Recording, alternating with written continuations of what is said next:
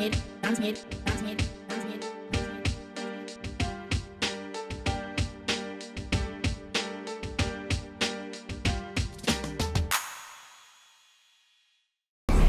to another episode of Free Your Mind. I'm your host, Daniel Ampon. We're back for the new season, and the new season is looking really nice. And we thank everybody for watching, for making us where we are today. Keep posting, keep sharing, and like I said, and keep subscribing. That's all we can do. Today we have a special guest in the house. Geraldo, how are you doing today? Very good, my friend. Very happy to be here. Oh, thank you so much for coming. Geraldo has been in New West for a while now. He's been with the New West tourism. How long have you been in New West tourism now? I don't even know. It's almost 3 years. I think. 3 years now. Yeah. Okay. So you want to introduce the viewers about yourself? Yes. So Gerardo, Executive Director for Tourism New West. Tourism New West is a non-for-profit organization, and what we do for the last about 40 years as an organization is promote the city, marketing-wise, so we can attract visitors, which we also serve through information and giving them the tools and the platform so they can enjoy the city, the destination, and they can bring money into town and with that improve the local economy and the life of New West residents. Okay, so people that don't know, Geraldo he's just like all of us. Me and I came from Ghana at the age of 14, built ourselves, now we're here now. So Geraldo, what's your background? Yeah, so I was originally from Mexico. I was born in Mexico. I've lived in many places, and I got to Vancouver in September 2022, and almost right away I moved to New Westminster. So you came right after the COVID? Right after COVID, yes. During COVID, where were you? I was back in Mexico. So let me tell you a bit of what I did before. Yeah. So the last thing I was doing, and that was for a long time, I founded a consultancy firm for tourism destinations. Okay. So we would create marketing plans, strategic plans for destinations, mostly in Mexico, Latin America. We did a few projects for other consultancy firms along with them in the US. And so when COVID hit, things changed because on the one hand, destinations did need help, need consultancy and strategies, but at the same time they didn't know, no one knew, not even us, what was going to happen. Yeah. So they didn't want to make any moves other than shutting everything down and saving the money for when there was time to make a new strategy and marketing and promotion, because people didn't want to invest that money in that moment. Yeah. Because the market had stopped for a while. Yeah, there was no money coming in, there was nobody going to work, there was nothing. Exactly. So everything was a standstill. Yes. Even here it was very terrible for us. Like business was shut down for 3 months. I had no money coming in, no nothing. You have to pay mortgage, you have to pay car payment, and you have kids, you still got to pay rent for your lease. It was crazy. Yeah. But honestly, somehow, some way, Trudeau got us out of it. And now we are here now. It's been blessed for us, so hopefully it keeps going. So I know you've been with that. I've been in New West for so long. I found out about tourism New West like about 2 years ago. I didn't even know what they do, but I know for sure they were doing something regarding the city. So when I got to know it, I'm like, when I ran for election, that's when I found out about all this stuff, and I realized, okay, they actually do something for the people in New West. Yeah. But the only problem is New West at the time, because during the COVID, it was very difficult for people to, because the marketing strategies, everything has changed, right? Yeah. So since you've been there, what has changed with the tourism in New West? What has what has been like the worst things since you've been there? The worst things? Yeah. Because usually, you gotta ask the worst thing first, and then later on you ask the good things. Because when you ask the good things, they'll be like, oh. Probably the worst thing was the state in which the destination or the organization had to run during COVID, because again, we are a tourism organization, so everything was shut down. Yeah. And so when we got to, when I was hired for the job, it was only me and a part-time marketing coordinator that was not, like, she was working remotely and she had no really direction on where to go. Yeah. We have an amazing board of volunteers that had been keeping the organization up, and for some time they hired a marketing agency to run things outsourced. Yeah. Because the organization was trying to get back to place after COVID, after struggling with funding for a number of years. So the first challenge was organizational and trying to put everything in place so we had the tools and a platform that would work for us to be able to serve both the destination and the visitors. Oh, okay. So what got you interested into like tourism? Because I know there's so many jobs, there's so many stuff. What made you feel like, okay, I'm in New West now, I'm in Canada now, let me get into tourism New West? So let me give you a little bit of background on what my life was at the beginning. Yeah. So my first job was on a summer break. Mm-hmm. I was 7 years old, and it was at my aunt's restaurant back in Mexico. And so I was working there for a few hours. Like, they were not exploiting me, don't worry, nothing.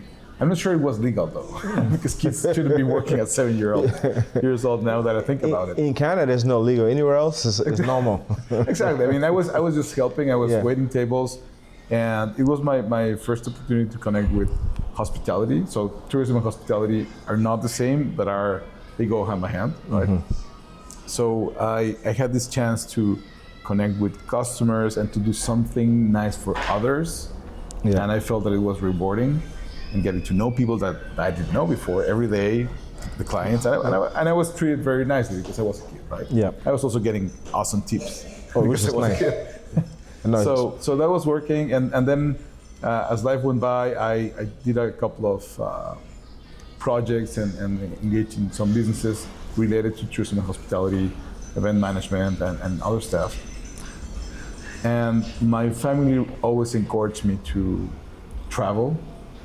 And whenever we traveled, we wouldn't just go to a resort and stay in an all-inclusive without connecting with the destination. We would always go out to the cities.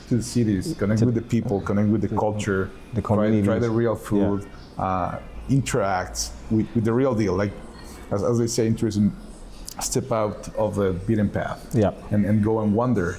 And every time we did that, I got to meet amazing people, new cultures, and at the beginning, I suppose I might have been a bit reluctant or scared to try new things, because as a kid you are. But then I fell in love with that exactly, with going and trying different things and getting to know others and how they do things and what they're passionate about, what they're scared about. So it became deeper and deeper in my life. Wow. And I got to a point where I connected that with what I wanted to do for life, which was tourism. And that gave me the chance to see tourism from both perspectives, as a traveler and also as a host, in this case, in Tourism New West, or as destinations or businesses, where we get to share what we do as a destination, as a city, as a culture, or as sets of cultures in the case of Canada, because here, I think that what would define the Canadian culture is that it's not one culture. Yeah, it's so multiple cultures. Exactly. Pretty much from all over the world. And so I'm very passionate about that, about the connection, the stories, and the people. So now that you've been in New West for so long, how do people that don't know about tourism New West, what goes on in the association, go behind the scene? How will people be able to know exactly what they do, how they involve in the city, how they involve in the people? Okay. Yes. So the three areas of our mandate are destination marketing, so inviting people to visit the West. Visitor services, which is whenever someone comes to the West, they need to be able to receive the information they need. The website is available for them. We have a few kiosks that are operating. We have the map, etc., etc. And what I think is probably the most important part of what we can do is destination development. So for a number of years, for many years, since DMOs, destination marketing organizations, started being a thing, we are a DMO. The idea for a DMO was to represent all the businesses in hospitality and tourism in a destination and market the destination on behalf of them. with a single and unified message. So initially, destination marketing organizations did only that. More recently, we are also known as destination management organizations. Wow. So that comes the third part. So marketing, yes. Visitor services, yes. And the third part, which is destination development. What does that mean? That means that we're not the government. We don't have the budget of economic development or engineering, or we cannot go and build infrastructure. Yeah. But what we can do is connect with all the tourism industry locally and also with our partners outside of New West and make the destination better. Okay. So work together to have a destination that is more visitable and enjoyable, not only for tourists and travelers, but also to our residents. Wow, no, that's that's really nice. So being raised in Mexico, right? I know it's like different. Me, I'm from Ghana. Yeah. I know we got different values, different culture, different everything, right? What are some values that, since growing up in Mexico, when you came to Canada, was able to align together? So what values from Mexico align? Yeah, like from your cultural background that was able, when you came here, you able to use it to adjust life, to be able to with your kids and everything. Well, I think one huge strength for people from Latin American countries and from Mexico is that we like being warm. We like that connection. Yeah. And as it can of course be different with the way Canada is warm. Yeah. But Canadian people, which is people from around the world, around the world, are known for being kind, for being polite, for being nice, and so I think we connected very well in that way. I bring more of a warmth into my everyday life. Like I'm a hugger, for example, so I go around hugging people, and I mean with respect. And if I see that someone doesn't want it, I wouldn't hug them. But I'm just like, oh, I'm a hugger. So and people know that about me. Yeah. Here in the community, like oh, that's nice. They see me and they are greeting everyone by hand or just waving, and they see me and now they come and give me a hug. Yeah. So it's part of that thing. So it's being open, being social, being the love to connect with others, and that has been a huge asset, I suppose. So what are some exciting things that are coming for New West tourism for this summer? So for this summer, probably the most exciting thing that I can tell you, I don't know if I should be saying this yet, but so we are going to see a new paddle wheeler boat coming to New West. Which is nice, bigger one. Nice. So we used to have the paddle wheeler riverboat tours. That was a company that was running until I think 2024. Yeah.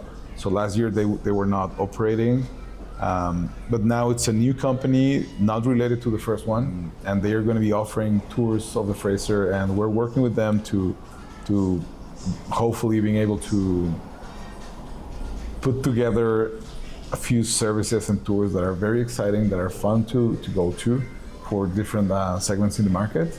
And I am very excited too, because I think that could be one of the top attractions in New West. No, I hope there's some really, really crazy that happens for New West, because the way I love New West, it's like the same way I love my family. But sometimes, it goes up and down. Some days it's nice, some days it's not. But I think from before COVID till now, it's changing a little bit. Yeah. I think, how do I say that? Some of the people that were not, the homeless is stopping a little bit, because I think we're dealing with it slowly, which is good. The people that are doing the drugs on the street is coming down a little bit, which is actually good to us. So I see improvement. So hopefully it keeps going and keeps going. Hopefully it gets better. And also with the World Cup coming,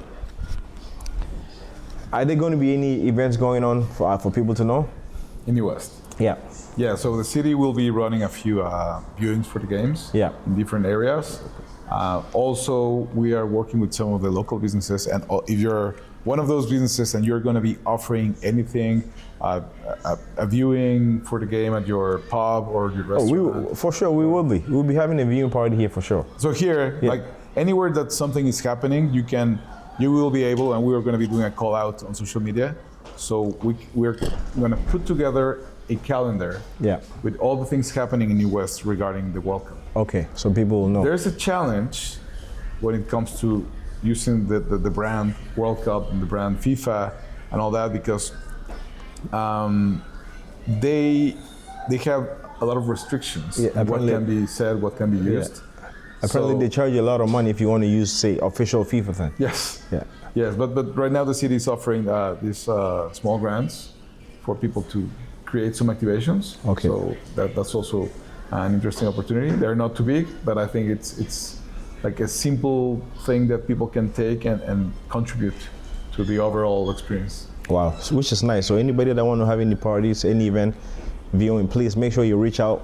You know, the city of New West have some stuff going on, and so hopefully something comes up. If you don't know what it is, come see me. I'll make sure I link you up with Geraldo here, so that way you know anything that you want, it can happen. Geraldo, so you're from Mexico, I'm from Ghana. Football is a crazy passion. Yes. It's a passion. Here it's like you go to games now, you can't cheer, you can't do nothing. Yeah. I know Azteca is crazy out there. But what do you think is going to happen during the World Cup for Mexico? With all that stuff is going on right now. I don't know, man. I think it's interesting the way this is evolving. We're seeing the first World Cup that is going to be happening in 3 countries. Yeah, yeah, that's true. Most of the games are happening in the U.S. Yeah, which is- unfortunately, like we wish we had more here. Yeah. And And as in a Mexico Mexican, as well, I yeah. also wish there were more games in Mexico. We just saw some unfortunate stuff happening in Guadalajara and the surrounding areas with the. But is it really true though? Because my cousin was in Mexico just a few weeks ago. He's like, nothing. You're right. So no, I mean, something did happen, Yeah. but the media went crazy about it. Yes. So it was nothing nice that Yeah. happened. So I mean, the good thing is that they caught this guy from the cartels. Yeah. So that's good news, of course. But there was some retaliation. Yeah. And that group started creating a mess that was mostly mediatic. Yeah. So I don't believe any Nothing crazy. civil people yeah. were Hurt or nothing like hurt. that. Yeah. It was mostly material stuff. So Yeah. they put like trucks in fire on the highways and stuff like that to create a lot of noise. Yeah. And I think that went on for like 2 or 3 days. I don't believe any people that were not in the military got like physically affected. Okay. Okay. And it's okay now. I mean, not okay, but it's back to normal. Yeah, it's back to normal because she was going. I called him like, hey, you know this is going on. She's like, you know, I bought my ticket or I gotta go. She gets there, she calls back, do the FaceTime, nothing. She was in Cancun, and then here they made it seem like they were kidnapping like 10,000, 20,000 people, which is not true. You know, the media exploits everything just to, you know, to scare people not to go, to bring the tourists in them out of the other countries, which is not true. So hopefully, you know, everybody that watches, you know, nothing really happened. It's just the media exploiting everybody, right? Yeah, it was a mess for 72 hours. Yeah, like one day, and few people hours. were scared. Yeah. That's true. Like my friends are not everywhere. That's Yeah. another thing. Like Mexico is a big country, not Yeah. as big as Canada, but Yeah. with 130 million people. Wow. And so the areas that were directly impacted by this were only a few. Few, okay. We saw a lot of it because we are, of course, connected with Guadalajara and Puerto Vallarta with direct flights. Yeah. So we are a few cities that here in Canada we hear a lot about. Yeah. But the truth is that it was a mess for a few days. It was very loud, very, very visual because they had like smoke and explosions and stuff Yeah. like that. But people were just cautious, stayed at home a couple of days, and now it's all not okay. over. I mean, No, I there's think- still some stuff happening as in But any not as other much. country, you know. Yeah. But it's back to. Oh, thank God. Yeah, if you have been to Puerto Vallarta or Guadalajara in the last year, I've been to Puerto Vallarta. so you can expect to find yeah. the same Yeah. if you go back now. Yeah, it's nice. It was very nice. I really liked it. When I went, it was during the COVID, so it was kind of like weird a little bit. Yeah. We flew, we got there, and then you couldn't do much, so we stayed in the resort, enjoyed a little bit. But me, on the other hand, I told my friends they were so bored, so I left it. I left the resort. I went inside the town. Yeah. I met some few people. I met some friends, and that's when I started having fun. When I was in the resort, it was okay. Some people enjoyed being there. Me, I had to get out.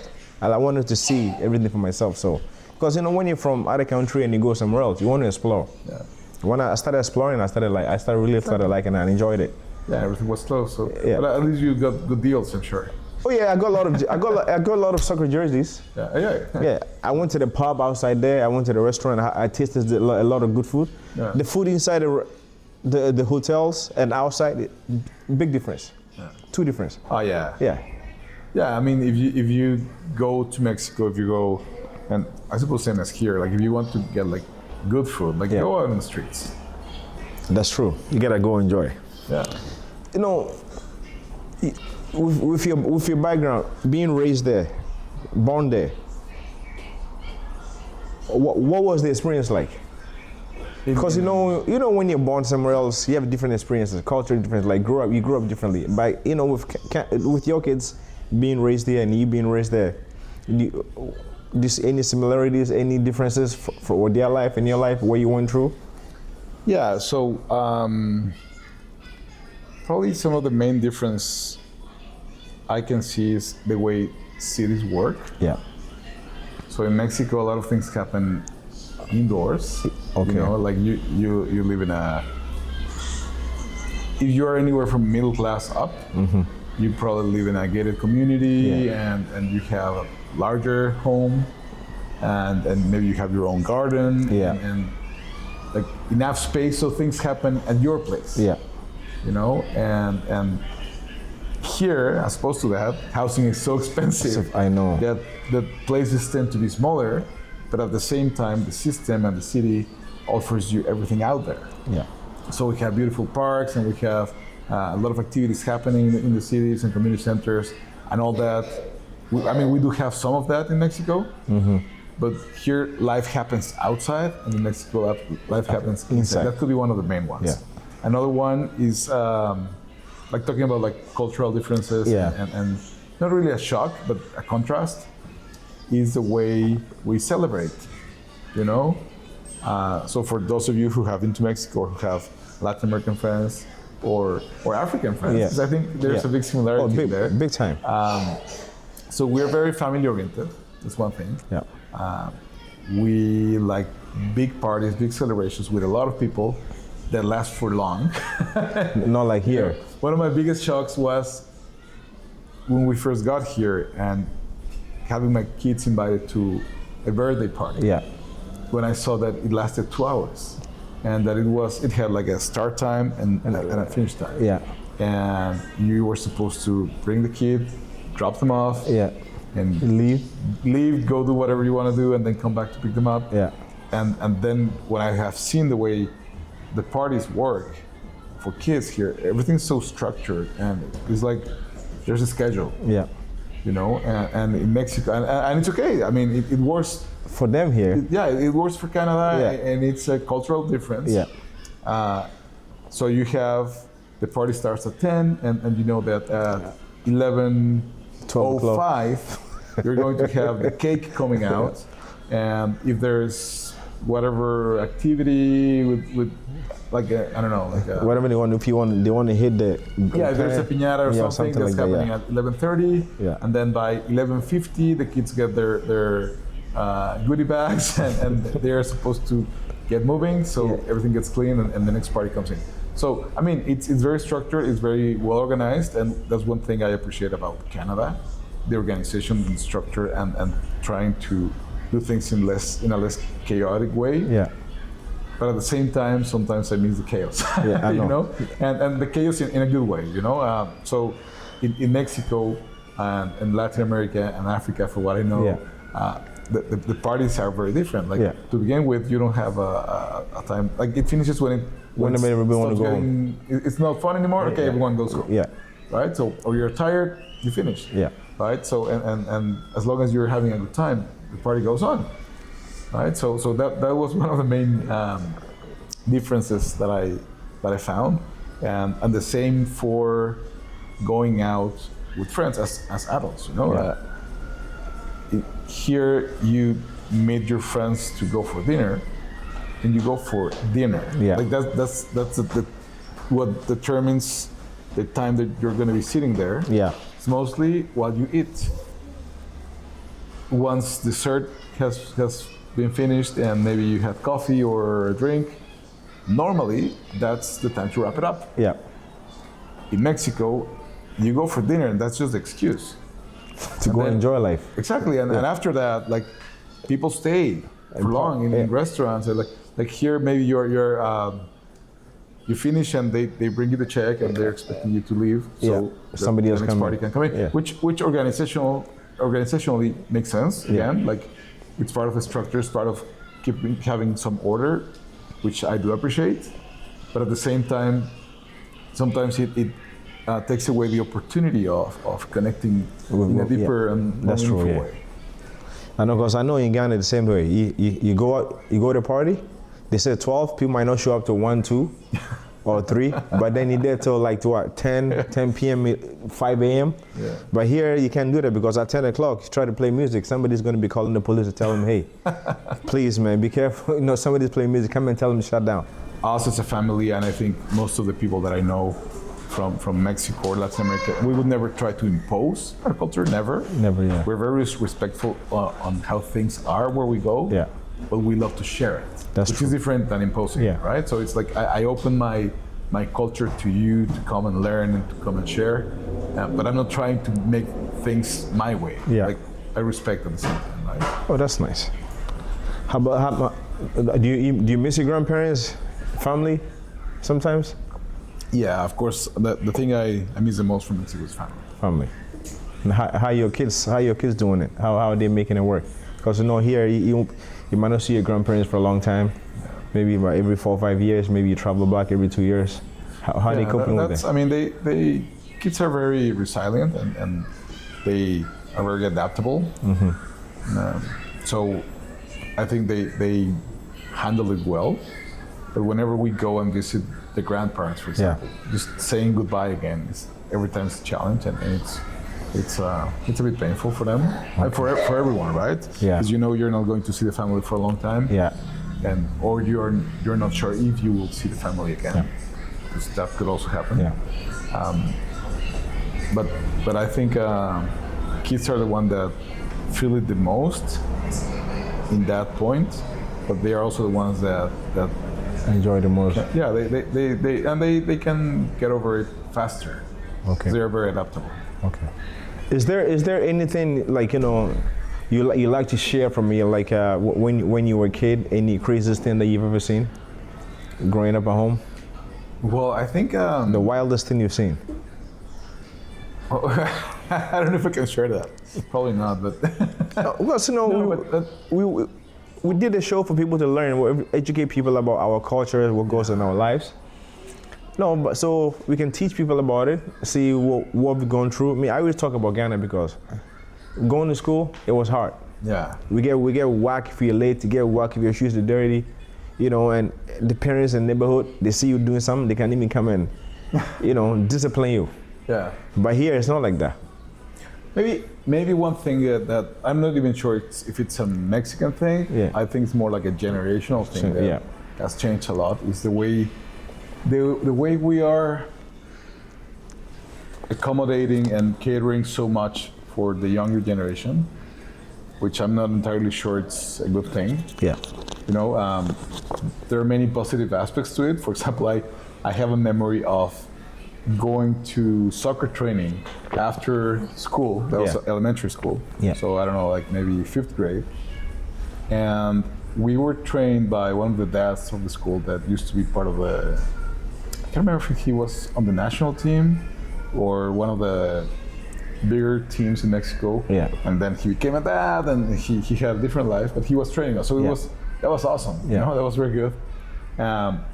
So he had a soccer field in his backyard. Oh wow! Which was also very cool. So he would take us there after school, and then after he would drop everyone off at a shopping center where all the parents would come and pick us up. But from his place and school were very close, so that was okay. But from his place to the shopping center, he had to take a small highway, and he had a pickup truck. He would just put all the kids in the back. And we wouldn't even be like on the lower bed. We would be sitting on the edge. And we were 10 years old, and and no one was concerned about it. In Ghana, it's like the same way. Yeah, it's like It's not like that right now. Like right now, they would definitely be. Police stopping you. Yeah, and stuff they like would be that, stopped by the right? police. Yeah. But so that's why I'm saying it's maybe a generational thing. Like having all the kids on car seats, on like baby seats, or like that was not a thing. Yeah, there was nothing like that before. Like, Yeah. you would just like be playing in the back of the car while your parents were driving. And I think that's one example of how things have changed. And I think it's more a generational thing, where we are doing everything to avoid everyone getting hurt in any way. But I think we do need to get hurt a little bit. Yeah, to learn from it. To learn, Yeah. both emotionally and physically. Yeah. If we are just covered or surrounded by cushions and airbags, emotionally and physically, how are we expected to be handling whatever we need to handle? And we are seeing this generation of us who are between X millennials and like, are you still millennial or? Me, I don't even know what I am no more, man. I'm a 70s baby, so. Technically, Yeah, you know, I'm a 70s baby, so I'm one of those. I'm one of those that I experienced the getting beat up, getting how do I say it, in school, getting hazed, which Yeah. was part of the life. You get hazed in school, it makes you tougher. You know, you learn from exactly. it. I mean, and is it going to be always nice? No, but life is not always nice. And Yeah. that's the thing. Like, if we could accommodate life for everyone to always be nice and without risks and without getting hurt, and okay, then do it. Yeah. But we won't be able to do that. So how do you prepare that new generation to go out there and face life Yeah. the way it is? It's impossible for them now. So we're creating, or we are seeing a newer generation grow, maybe without the tools to cope with the challenges. Yeah. No? That's very good. So No, you- that one you're 100% right. The kids are babied now. Yeah. They're Yeah. babied. And it's not even their fault. Yeah. It's just a system. Yeah, exactly. Because my kids, I tell them straight up, don't come to me, go to school, tell me, or somebody says something to me, just come to me and cry. No, you have to toughen up. You know, because growing up, somebody says something to me, I don't cry. Yeah. You come home, you tell your parents will even whip you and take you back and tell them, and make sure, you know, you have to fight your own battle. Somebody do something for you, do. But here, these days now, it's different. You can't do nothing. You can't do nothing to the kids. And the thing is, life will hit you. Yeah. So how are you gonna, and I'm not saying go and fight them, but how do you take it? How are you able to take that thing that could hit you emotionally or physically without it being a disaster and taking you down? Yeah. Right? So, you know, kids have to be tough. We have to train our kids to be tough. Yeah. We cannot train our kids to be like, you know, every little thing, you call them everything you're crying, everything you're doing. No, you have to be tough enough. When we were growing up, it wasn't like that. Yeah. When you grow up, if you go somewhere, you go to school and you get in a fight, you people, you sit there, you fight it out, and the next day you get some friends. By now, you go to school now and somebody push you and it's a problem right now. Yeah, and it's they call it abuse now. And I think it's a fine line between creating that environment where people can still learn how to defend themselves, how to take emotional attacks, and I'm not saying it's okay that people do anything to them. Yeah. But if it's going to happen, you have to learn from it. You have to be learn. You need to be ready to be like, okay, it's not the end of the world. Someone said, like, call me a name. Okay, it's not nice, but they did it. Like, are you that? No. Okay. Are you hurt? No. No. Did it physically hurt you? No. Yeah. But you can learn and be tough about it and make sure, you know, next time somebody says something. Because the way I was raised is, unless somebody's stabbing you, somebody hitting you, or somebody slapping you, you don't let it affect you. You just close your eyes and be like, oh, really? That thing? And you move on, because once you start letting those words affect you, anything that people do is start affecting you more and more and more. So hopefully parents, you know, we can tell our kids to be tough, not to be too emotional. Emotionally, it's okay. Sometimes it's okay to get hurt. It's okay to fall, because you can get up. But if you don't fall, how are you going to get up? You know, Especially how are you gonna get up when your parents are not there to to pick you up every time. you up? Yeah. That's the thing. Like, if they're kids, if they're teenagers, and we can be there for them, okay. But what's going to happen when they have to do it on their own? Yeah. And it can be hard because I think it's tempting as parents to try to have your kids protected from everything. Yeah. Right? Because you don't want anything to happen to them. Yeah. But at the same time, how do you prepare them for when you are not there? I remember I was coaching the newest high school. One time, one of the kids came there. The parents were there. The kids didn't play. When the parents came and asked me, "Hey, how come my kid is not playing?" So I'm like, "Which kid?" It's your, he told me the kid that was playing. I told him, "See, this kid is playing. He's really good. Your son," I told your son before I picked him the team, like, you know what? There's two choices. It's either I cut you, but the way you are as a person, I like you, so I would rather you be part of the team. If we were winning like 2-0, 3-0, you can play. But if it's 0-0, it's hard." But one of the parents took it to the next level by telling me, "Hey, his kid should be playing stuff for another kid. Even though it's based on how good you are, it's not based on, because as a coach, if you win, you stay. If you lose, you're out." Yeah. So if you're there to make people happy, you can't go anywhere in life. So I decided to do the right thing. But later on, I went and apologized to the kid and I told him I'm so sorry for not playing because the game was so hard. So next time you'll be able to play. And then we were able to get over it. And then he stayed on the team. And now once in a while, he calls me and see how I'm doing. I see him all the time on the street in New West. I talk to him and now we're friends now. So hopefully stuff like this, doesn't affect people all the time. But life has changed now. Everything you do now is under microscope. Yeah. Yeah. Yeah, that's true. So Geraldo, what advice do you have for the young kids growing up, that want to get into tourism, that want to get into exactly that you did, how you came up and everything? What advice do you have for them? So in general, for all the younger kids, younger generation out there, my main advice would be, I think I would put it in the next terms. One is be kind always to everyone, without expecting anything in return. You never know what other people are going through or who's going to become your friend, your partner, your buddy in the future, or who's going to help you get out of any problematic situation, or just because it's the right thing to do. So be kind with everyone, every time, sorry. Be kind always to everyone. That's one.